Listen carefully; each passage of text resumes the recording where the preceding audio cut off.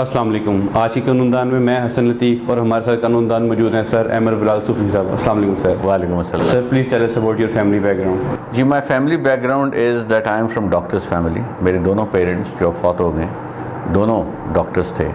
امی king Edward میں پڑھاتی تھیں, والد صاحب کالج آف کمیونٹی میڈیسن میں پروفیسر تھے, اور والد صاحب کا تعلق جو تھا وہ ہری پور سے تھا, مگر وہ 50 سال پہلے ہی کیم ٹو لاہور, اور والدہ was a migrant from Delhi. So they got married in Quetta and I was born in Lahore. Sir اپنے ایجوکیشنل کیریئر کے بارے میں بتائیے. جی میرا ایجوکیشنل کیریئر میں نے سیکرڈ ہارٹ اسکول جو ہے جی پی او کے سامنے پہلے 3 سال یا 2 سال وہاں پہ رہا, پھر سینٹ اینتھنی میں میٹرک سینٹ اینتھنی سے کیا, اور اس کے بعد پھر government college Lahore, government college سے بی اے کیا رول آف آنر, اور پھر L L B Punjab university سے, اور ایل ایل بی کرنے کے بعد پھر میں نے ایل ایل ایم کیا کیمبرج یونیورسٹی سے, اور وہ اسکالرشپ پہ کیا, اور کیمبرج کے بعد پھر Hague academy of international law اور اس طرح کے مختلف کورسز جو تھے اس میں پارٹیسپیٹ کیا. Sir why did you choose law? Legal profession میرا خیال تھا کہ بہت چیلنجنگ ہے, ریوارڈنگ ہے, سیٹسفائنگ ہے, اور اس کے تھرو آپ بہت زیادہ کنٹریبیوٹ بھی کر سکتے ہیں. اور اس میں جو ایک مجھے ایڈوانٹیج شروع سے نظر آیا وہ یہ تھا کہ at a very young age as a young lawyer you can be competing with a very senior lawyer in the same court room. تو ایک طرف آپ کھڑے ہوتے ہیں, ایک طرف آپ کے مد مقابل جو ہیں آپ کی والد صاحب کی عمر کے وکیل بھی کھڑے ہوتے ہیں, اور یہ آپ پر ہے کہ اگر آپ نے تیاری اچھی کی ہے تو چاہے کتنا سینئر وکیل کیوں نہ ہو. تو یہ جو ایکویلٹی آف اپرچونٹی ہے کہ right from the starting point you have this option to compete with the senior most people in your profession, یہ کسی اور پروفیشن سروس میں نہیں ہے. وہاں پہ تو آپ کو ہائرارکی میں آنا پڑتا ہے نا کہ وہ میرا سینئر ہے, میں اس کے سامنے بات نہیں کروں گا. سول سرونٹ میں بھی یہ ہے کہ آپ بول نہیں سکتے جب تک کہ آپ کا سینئر آپ کو پرمٹ نہ کرے وغیرہ وغیرہ. تو یہ جو فریڈم تھی اس پروفیشن کی یہ مجھے بہت پسند آئی. اور دوسری جو اس میں مجھے چیز یوزفل لگی وہ یہ تھی کہ آپ ریاست میں کنٹریبیوٹ کر سکتے ہیں بڑے کانکریٹ طریقے کے ساتھ, کیونکہ ریاست کا مینجمنٹ ٹول بھی قوانین ہیں. تو 12,000 سے زیادہ قوانین آپ کے فیڈرل اسٹیچوز ہیں, ان کو اگر آپ بطور وکیل سمجھتے ہیں تو آپ اپنے ملک میں پالیسی میکرز کو, لوگوں کو ایجوکیٹ کر سکتے ہیں, اسسٹ کر سکتے ہیں. اگر آپ خود پالیسی میکر بن جائیں تو ان قوانین کی انڈرسٹینڈنگ کے تھرو, ان میں چینجز کے تھرو آپ بہت بڑی بڑی چینجز لا سکتے ہیں, آپ بڑی پازیٹیو کنٹریبیوشن کر سکتے ہیں, اور اس حوالے سے پھر آپ اپنے ملک کو قوم کی صحیح معنوں میں خدمت کر سکتے ہیں. سو یہ مجھے اس کا ایسپیکٹ بےحد پسند تھا. اور پھر ظاہر ہے پروفیشنلی بھی اگر آپ اچھا پرفارم کرتے ہیں تو آپ کے ریوارڈز بھی زیادہ ہیں, رسکس بھی زیادہ ہیں. پرسنلی بھی you could axial in the profession, جو اس کی ریکگنیشن ہے. تو یہ تمام چیزیں مجھے کافی پسند تھیں. So it is generally known that every lawyer faces a lot of problems in the start of his career. So what sort of problems you faced and how did you handle them? جی you are right, یہ میں نے بھی face کی, اور face اس طرح سے کی کہ پہلے میرا جو آفس ہی کوئی نہیں تھا, بیکاز میرے پیرنٹس میں سے کوئی وکالت میں نہیں تھا, میری کوئی فیملی میں جج نہیں تھا, کوئی وکیل نہیں تھا. تو مجھے تو زیرو سے سٹارٹ کرنا پڑ رہا تھا. تو اس کے لیے مجھے یاد ہے ٹرنر روڈ پہ میرے ایک دوست تھے, تو ان سے میری بات ہوئی تو انہوں نے مجھے کہا ہمارے پاس آ جاؤ. تو میں نے ان کا چیمبر جوائن کیا. تو ایک ہی کمرے میں ہم کو 3-4 وکیل بیٹھتے تھے, تو جس کا کلائنٹ آتا تھا باقی اٹھ کر وزٹرز چیئر پہ شفٹ ہو جایا کرتے تھے. تو وہ سٹارٹ تھا. وہاں سے 1.5 سال اس طرح. پھر اس کے بعد پڑھنے گیا باہر, پھر کچھ استادوں کے ساتھ ٹائم سپینڈ کیا, پھر آ کر پھر آفس کرائے پہ کال لیا. اور اس کے لیے بھی یہ ہوتا تھا کہ آپ ہی سوچتے تھے کہ 30ویں of the 30th of month کو آپ اس کا کرایہ کیسے پورا کریں گے, and so on so forth. Sir, who was your mentor and what was his areas of expertise? دیکھیے میرے مینٹور جو تھے وہ 3 لوگوں کو میں سمجھتا ہوں. ویسے تو بے شمار لوگوں سے میں انسپائرڈ ہوں اس پروفیشن میں, لیکن جن کے ساتھ میں نے کام کیا, جن سے ایسوسیشن رہی, ایک تھے اے کے بروہی صاحب, اور یہ ان کے آخری دن تھے, ان سے میری ملاقات ہوئی تو انہوں نے بہت انسپائر کیا. بلکہ جو کیمبرج میں جب میں گیا تو لیٹر آف ریکمنڈیشن بھی اے کے بروہی صاحب نے دیا. دوسرے جو میرے استاد تھے وہ رضا کاظم صاحب تھے, اور رضا صاحب کے ساتھ میں نے 1 سال کام کیا جس میں انہوں نے, اور ان سے بھی بہت کچھ سیکھا کہ اس پروفیشن میں آگے بڑھنے کے لیے کیسے آپ کو اپنے کانٹینٹ کو اسٹرینتھن کرنا ہے, اور کنیکٹیوٹی سے زیادہ اپنا کانٹینٹ جو ہے وہ آپ کو آگے لے کے جائے گا. وہ فائل جو آپ کے سامنے آئی ہے, وہ کلائنٹ جو آپ کے سامنے آیا ہے, اس کے کیس پر کنسنٹریشن سے آپ ڈیولپ کریں گے ایز اے اچھا لائر. اور پھر جو میرے مینٹور تھے وہ ثاقب نثار صاحب تھے, جو اب سپریم کورٹ میں ہیں, اور انہوں نے مجھے سول سائڈ کا بہت ساری چیزیں سکھائیں. اس کے پروسیجرل سائڈ آف لا کیسی ہوتی ہے, کمرشل سائڈ آف لا کیا ہوتا ہے, آربیٹریشن جو ہوتی ہیں اس زمانے میں ان کے پاس بہت تھیں. ون آف دا بزیسٹ لائرس تھے, one of the most clear legal minds of ہس ٹائم تھے.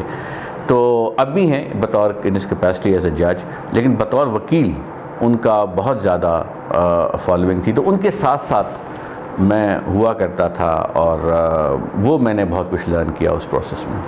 سر, آپ ABS اینڈ کو کے سینئر پارٹنر ہیں, آپ کو کس اسٹرگل, اپنی اسٹرگل کے بارے میں بھی شیئر کریں کہ آپ کو کتنی اسٹرگل کرنی پڑی اس کو اتنا بڑا نام اکراس دا نیشن بنانے کے لیے. دیکھیے, اسٹرگل تو آپ کو ہر اسٹیج پہ کرنی پڑتی ہے, اور جو آپ آگے بڑھتے ہیں تو ہر بڑھتے ہوئے قدم کے ساتھ آپ کی ذمہ داریوں میں, آپ کے ایکسپنسز میں, آپ کے اسپریڈ میں, آپ کے کام کی نیچر میں اضافہ ہوتا جاتا ہے. سو وہ ایک اسٹرگلنگ موڈ رہتا ہے, لیکن وہ پھر بات ہی ہوتی ہے کہ آپ کرنا کیا چاہتے ہیں زندگی میں.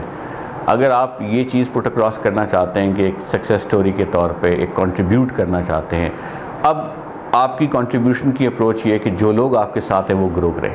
جو آپ کی ٹیم ہے, چاہے وہ ABS میں ہے, RSIL میں ہے, اس کی جو گروتھ ہے وہ آپ کی سب سے important aspect of balance sheet ہے. لیکن اسٹرگلنگ موڈ میں آپ ہمیشہ رہتے ہیں. جس دفتر میں آپ اس وقت میرا انٹرویو لے رہے ہیں, یہ میں نے 2000 میں اس کی زمین خریدی. جب یہ زمین خریدی, چند مرلے کی زمین تھی جو لاہور ہائی کورٹ کے بالکل قریب ہے, تو اس وقت اس کے ریسورسز بمشکل ہوئے. پھر اور وکالت کی پریکٹس کی, پھر پیسہ آیا تو اس کی بلڈنگ ریز کی, پھر سیکنڈ فلور کو ڈونیٹ کر دیا for the research society of international law purposes. تو اب آہستہ آہستہ یہ اسٹرگلز آپ کی چل ہی رہی ہوتی ہیں جس میں آپ کو مینیج کرنا پڑتا ہے. لیکن ایک اور جو اسٹرگل میرا خیال ایک ایسپیکٹ تھا, وہ امپورٹنٹ تھا, وہ تھا ہیومن ریسورس کی مینجمنٹ کا. کہ میں نے ایک جو نئی چیز انوویٹ کی اس لاہور کے کلچر میں, لٹیگیشن کے کلچر میں. ویسے تو کارپوریٹ لا فرمز تھیں کہ لٹیگیشن کو کارپوریٹ مزاج کے ساتھ کیا جائے. وہ سب سے بڑا اہم اسٹرگل کا ٹول تھا کہ اگر آپ نے کیس کرنا ہے تو کلائنٹ کو جو آپ نے ٹائم دیا کیس کی تھی, آپ اس ٹائم کو آنر کریں. اگر اس کی کال آئی ہے تو اس کو ریٹرن کریں.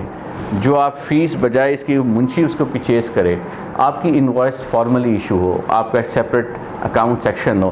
ظاہر ان چیزوں پر آپ کو انویسٹ کرنا پڑتا ہے, لیکن وہ انویسٹمنٹ میرا خیال ہے میرے بہت کام آئی, کیونکہ اس سے مجھے اسپیس مل گئی, اور اس اسپیس کی وجہ سے پھر آپ ایکسیل کر سکے. So tell us something about other senior partners.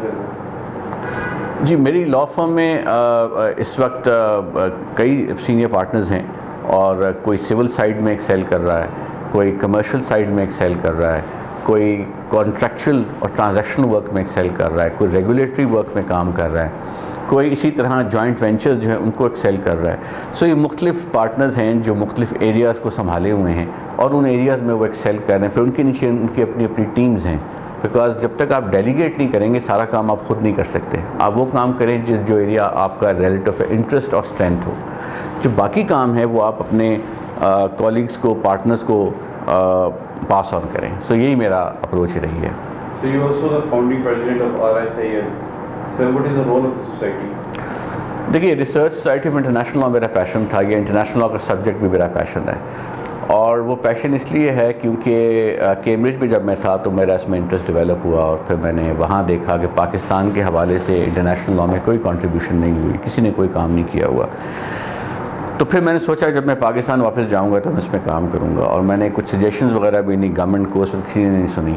تو پھر میں نے یہ فیصلہ کیا کہ اس کو میں خود ہی اسٹیبلش کروں گا, اور اپنے ریسورسز سے اسٹیبلش کروں گا. اگر اللہ نے ہمت دی تو اللہ کا شکر ہے کہ اب میں اس قابل ہوں کہ اس کو سسٹین کیا ہے اتنے عرصے, اور اس میں پھر بڑے بڑے قداور نام جو ہیں انہوں نے اس میں کام کر کے گئے ہیں. تو اس وقت RSIL کے ایلومنائی جو ہے اس میں بھی بڑے لوگوں نے کنٹریبیوٹ کیا ہے. جو اس وقت ٹیم ہے وہ بھی بہت ہول ہارٹڈ طریقے سے کام کر رہی ہے, اور اس طرح سے ایک پالیسی سائٹ پر کافی کنٹریبیوشن RSIL جو ہے اس کی نظر آ رہی ہے ہمیں, اور گورنمنٹ اور مختلف منسٹریز اس کو یوٹیلائز کر رہی ہیں.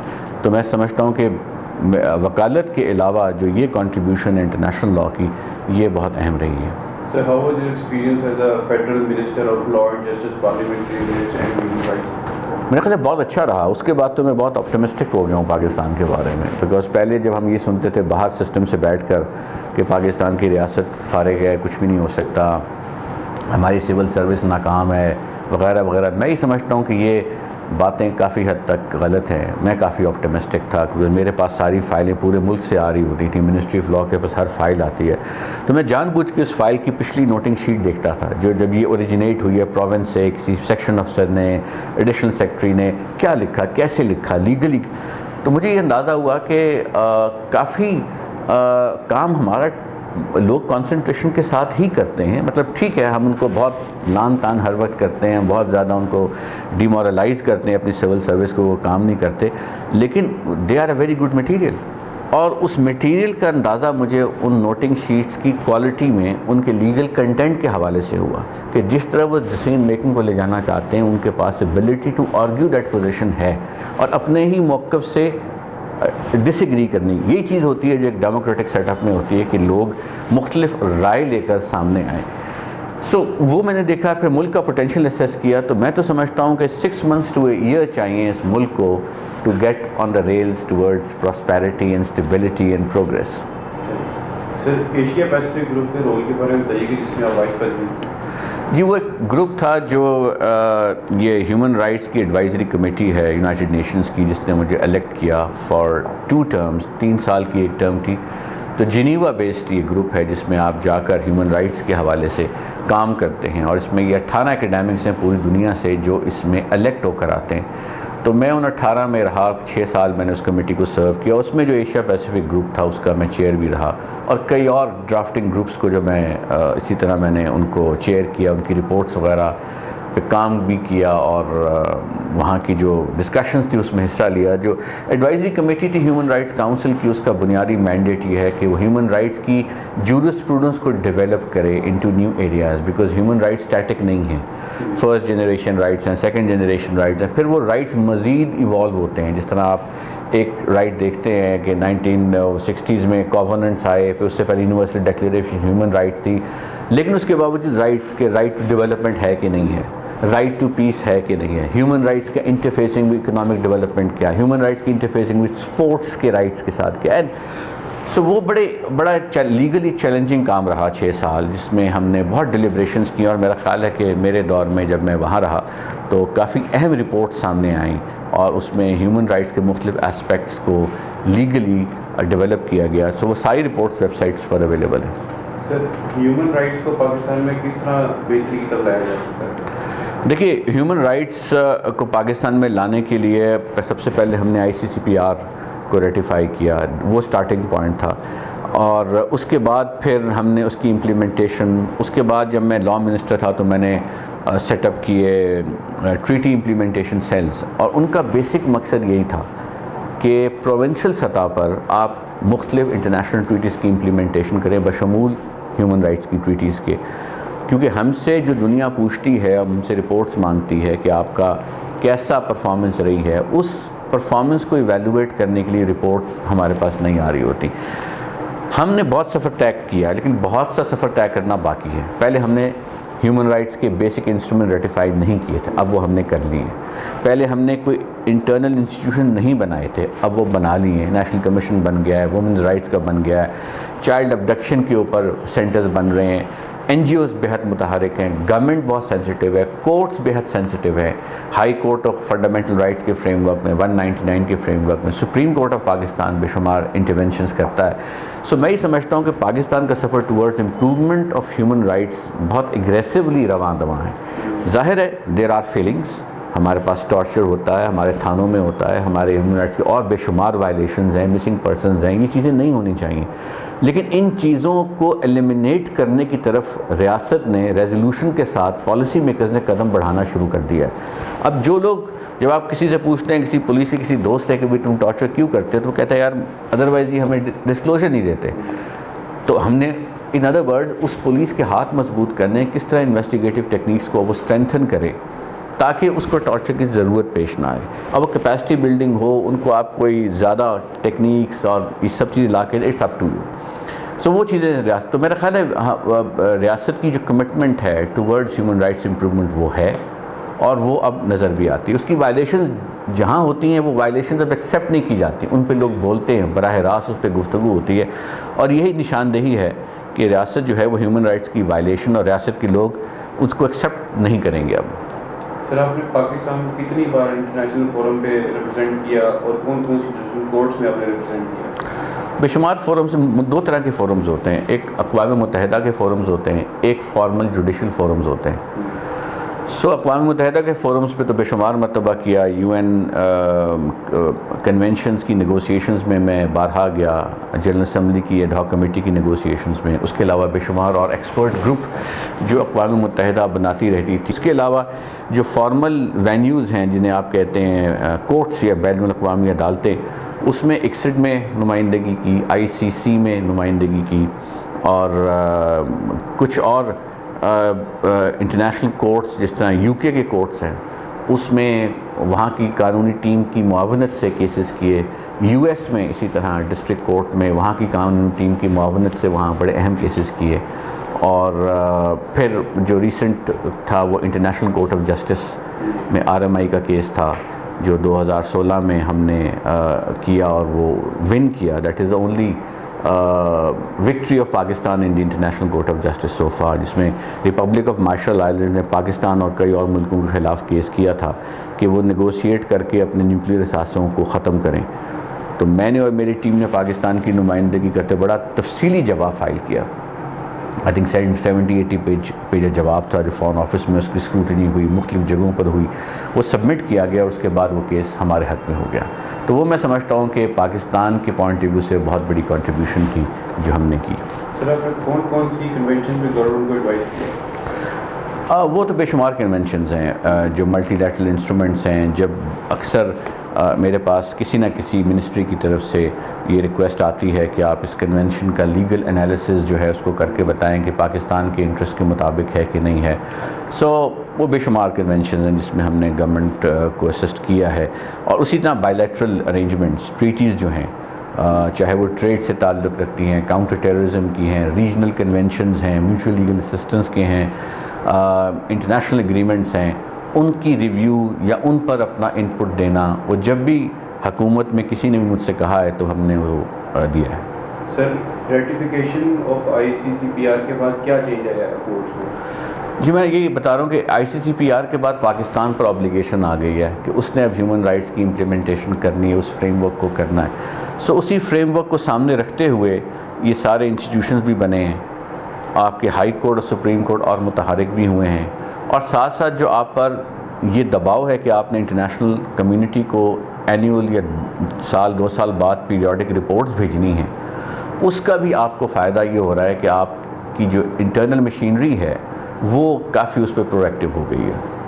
سر آپ نے کن کن فورمز پہ لیکچر کیے ہوئے ہیں انٹرنیشنل لا کے اوپر؟ کیونکہ آپ کو میں آپ کے بارے میں پڑھ رہا تھا کہ ہارورڈ یونیورسٹی بھی سری لنکا جا کے بھی، تو آپ تھوڑا سا بتائیے. وہاں پر بھی دیا ہے، سری لنکا میں بھی دیا ہے. سری لنکا میں ایک انسٹیٹیوشن تھا جو پیریوڈیکلی میٹنگز اور ہر سال ایونٹ کیا کرتا تھا اور international relations and regional matters, اور بڑے ٹاپ کے اسکالرز اس میں آتے تھے. تو مجھے بھی وہ انوائٹ کیا کرتے تھے ہر سال کہ میں وہاں جاؤں اور انٹرنیشنل لا پر بات کروں، بیکاز میرا یہ ویو ہے کہ آپ ریجنل کنیکٹیوٹی کو بھی انٹرنیشنل لا کے نیچے یا اس کے تھرو کافی افیکٹو کر سکتے ہیں. سو پھر چائنا میں شنگھائی یونیورسٹی میں، پھر لنڈن میں، کیمبرج میں، وہ تو پھر بے شمار کانفرنسز ہیں جہاں میں جاتا رہا ہوں. اور میں سمجھتا ہوں کہ نہ صرف مجھے جانا چاہیے، مجھ جیسے نوجوان وکلا کو جانا چاہیے، اور اس میں چاہے ان کو ہمت کر کے اپنی طرف سے جانا پڑے جانا چاہیے، کیونکہ کئی کانفرنس میں جا کے آپ بہت کچھ سیکھتے ہیں اور اپنا نقطہ نظر پریزنٹ کرتے ہیں. سو یہ دوہرا عمل ہوتا ہے، آپ کے سیکھنے کا بھی اور کنٹریبیوٹ کرنے کا بھی. سو اس لیے جانا چاہیے، اور یہی میرا خیال ہے کہ جو گورنمنٹ سرونٹس ہیں ان کو بھی انٹرنیشنل کانفرنسز میں پارٹیسپیٹ کرنا چاہیے. ایک نقطہ نظر یہ ہے کہ جن کو نہیں جانا چاہیے، ویسٹیج آف منی ہے. میں نہیں سمجھتا، میں سمجھتا ہوں آپ دنیا اس طرف جا رہی جسے ہم کہتے ہیں لا فیئر، کہ اب قانون کی زبان میں جنگ ہوتی ہے. قانون کی زبان میں آپ اپنے اسٹریٹجک انٹرسٹ کو سپورٹ کرتے ہیں، پش کرتے ہیں. تو آپ کو وہاں اویلیبل ہونا چاہیے اس محاذ پر جہاں یہ جنگ نیگوسیشنز کی لڑائی جا رہی ہے، چاہے وہ انٹرنیشنل کانفرنس ہے، UN کی نیگوسیشنز ہے، بائی لیٹرل فورم ہے، جہاں جہاں آپ پہنچ سکتے ہیں آپ کو پہنچ کے اپنا نقطہ نظر قانون کی زبان میں ایکسپلین کرنا چاہیے. So you have written a lot of articles. So what do you like to write about? میرا ایریا آف انٹرسٹ جو شروع سے رہا ہے وہ انٹرنیشنل لاء رہا ہے، اور انٹرنیشنل لاء سے میں پرپزفلی باہر نہیں نکلا. وہ ایک آپ نے اپنے آپ کو سیلف ڈسپلن کرنا ہوتا ہے، بیکاز لکھنے کو تو آپ ہر چیز پہ لکھ سکتے ہیں، آپ بے شمار پروپوزیشنز پر کورٹ میں کرتے ہیں، کبھی کبھی اس پہ بھی لکھتا ہوں، جیسے 18th امینڈمنٹ پہ نے لکھا یا ایک دو اور میٹرز پہ لکھا، لیکن میرا اپنا ایریا آف انٹرسٹ جو ہے وہ انٹرنیشنل لاء ہے. سو میں سیکیورٹی کاؤنسل کی ریزولوشن کی انٹرپریٹیشن پر، بیکاز میرا خیال ہے پاکستان میں اس ایریا پہ نہ ہونے کے برابر کام ہوا ہے. سو اگر میرا فوکس اس پہ رہے تو میں زیادہ کانکریٹ کنٹریبیوشن کر سکوں گا، بیکاز اس پہ میں زیادہ ٹائم سپینڈ کروں گا، اس کی ریسرچ پر، اس پر ایگزامن کرنے پر، تو پھر میرا آؤٹ پٹ جو ہے وہ بھی زیادہ ہو. اگر میں بہت زیادہ ایریاز میں ایکسپینڈ کر جاؤں گا، ہر چیز پہ لکھنا شروع کر دوں گا، تو پھر شاید میں بہت میننگ فل کنٹریبیوشن نہ کر پاؤں. تو یہ تو آپ پڑھیں کہ میں ہر چیز پہ لکھ رہا ہوں، لیکن میرا ذاتی خیال یہ ہے کہ آپ کو تھوڑا سا ایک sense of self discipline exercise کرنا چاہیے. تو میری جو پریفرینشیل ایریا ہے وہ انٹرنیشنل لاء ہے، اس میں خاص طور پہ پاکستان، کہ اب پاکستان کو کن ایریاز میں انٹرنیشنل لاء کی انڈرسٹینڈنگ کی ضرورت ہے. تو میرے جتنے آرٹیکلز ہیں وہ تقریباً فری پالیسی لیگل اوپینینز ہیں. سو اگر آپ انہیں پڑھیں تو میں کئی دفعہ اخباروں نے مجھے کہا کہ ہمارے لیے ویکلی لکھیں، منتھلی لکھیں، تو میں نے کہا میں اس طرح سے نہیں لکھ سکتا. میں اس وقت لکھوں گا جب میرا خیال ہوگا کہ اب لکھنا ضروری ہے کسی ایشو پر. تو اس لیے آپ کو کبھی کئی مہینوں کا گیپ میرے آرٹیکل میں نظر آ جائے گا، کہیں کم نظر آ جائے گا. لیکن جو کانفرنسز ہوتی ہیں اس کا ایڈوانٹیج یہ ہوتا ہے، اور شروع میں نے بہت زیادہ کانفرنسز میں جایا کرتا تھا.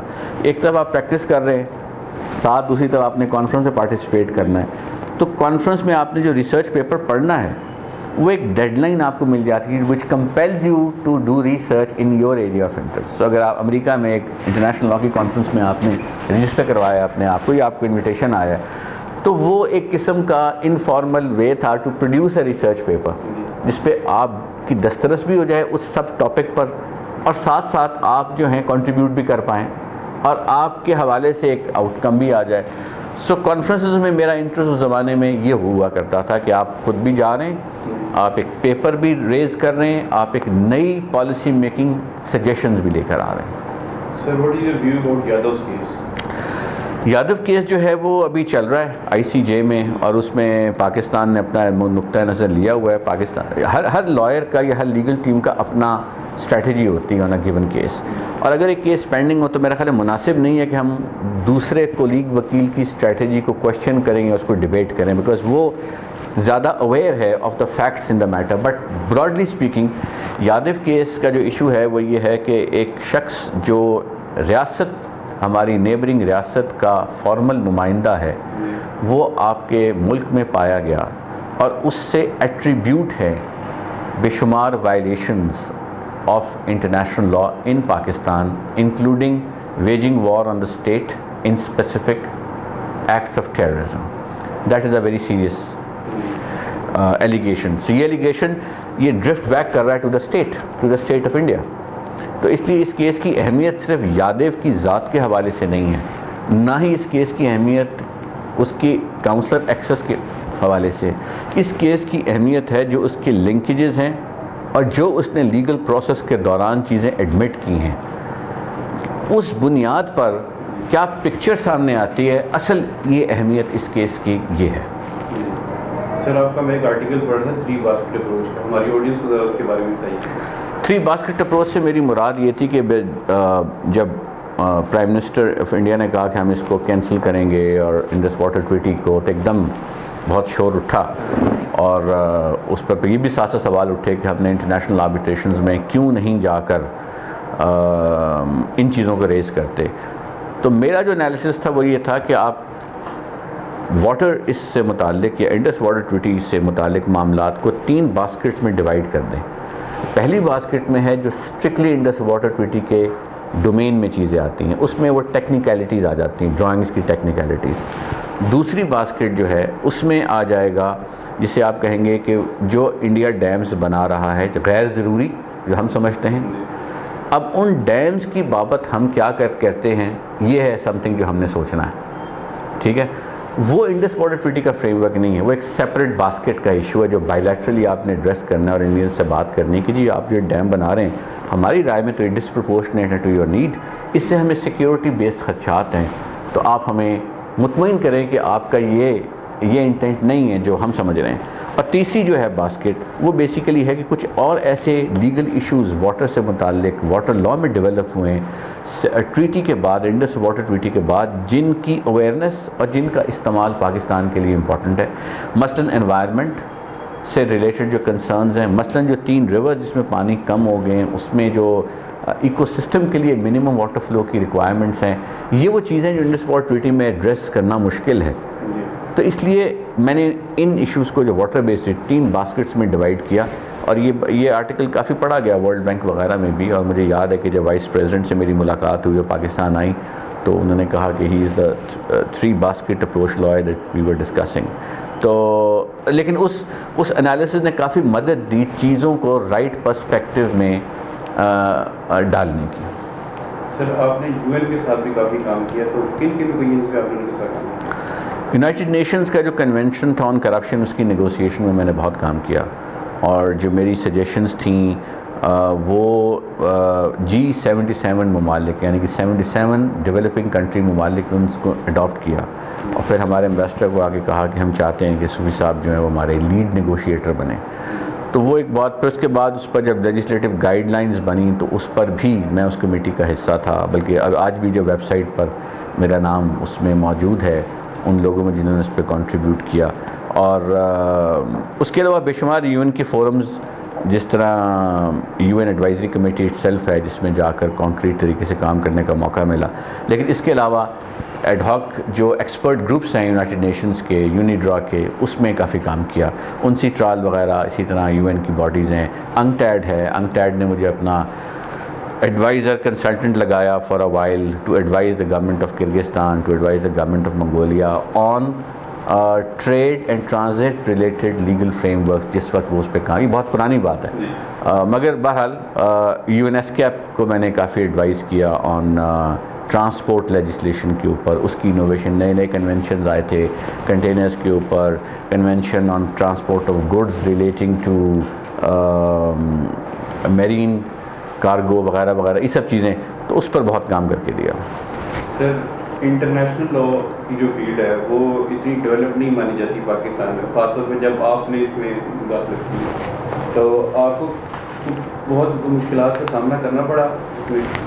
جی بالکل, وہ یہاں پر کسی کو سمجھ ہی نہیں آ رہی تھی, اب بھی کئی دفعہ سمجھ نہیں آتی. لوگ یہ سمجھتے ہیں کہ یہ جو ہے انٹرنیشنل لا کی فیلڈ میں نوجوان ٹائم ضائع کرتے ہیں, ان کو مین اسٹریم وکالت میں آنا چاہیے, بٹ میرا یہ خیال ہے کہ انٹرنیشنل لا کی فیلڈ بہت امپورٹنٹ ہے, اور اس پر مجھے کافی ایفرٹ کرنا پڑا, کافی زیادہ ایفرٹ کرنا پڑا, اب بھی کر رہا ہوں. جب پالیسی میکرز انٹرنیشنل لا کو بعض اوقات وہ اہمیت نہیں دیتے جو وہ ڈیزرو کرتا ہے, اور یہی بات میں فارن آفس میں اپنے دوستوں سے جب بھی بات کرتا ہوں میں ان کو یہی سمجھانے کی کوشش کرتا ہوں کہ اپنا لیگل سیل ایکسپینڈ کریں. جو آپ کی پولیٹیکل پوزیشن ہے, اگر اس کی بیک پر لیگل فارمولیشن, لیگل نیریٹو نہیں ہوگا تو آپ اپنی پوزیشن کو بہت آگے نہیں لے کے جا سکتے انٹرنیشنل کمیونٹی میں. تو آپ اس پوائنٹ آف ویو سے بھی اس کو دیکھیں.